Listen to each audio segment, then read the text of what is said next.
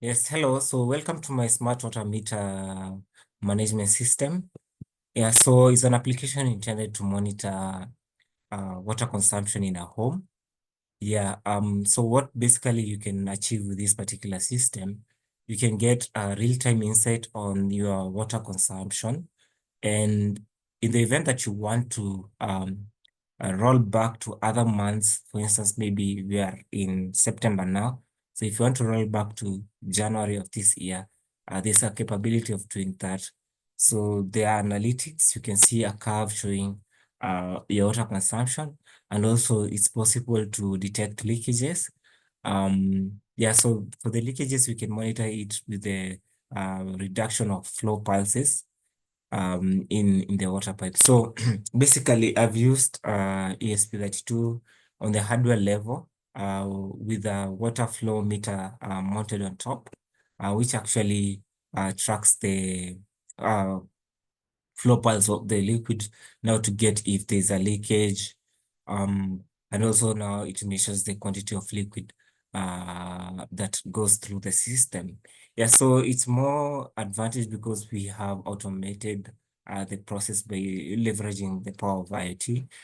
For the data, I have stored it in MongoDB, and the front end is React-based framework. So I just log in with my credentials because I already created them. So just sign in and we will be directed to the dashboard.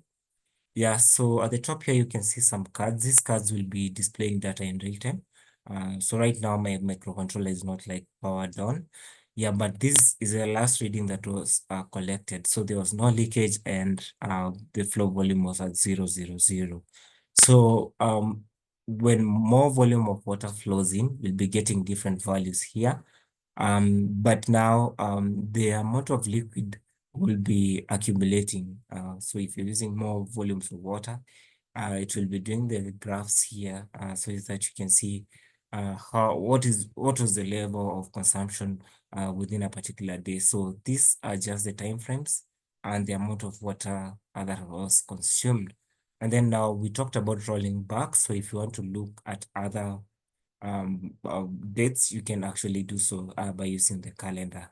So apart from that, we have a profile section that you can modify, and also depending on the analytics that we have gathered now from the database, because we have now the data on the water consumption, you can get tips. So the user can just click on get tips so that they can see into ways of now conserving water. So I'll just read the tips that has been highlighted now. So you have consider upgrading to water efficient appliances for tasks like laundry and dishwashing to reduce overall water consumption.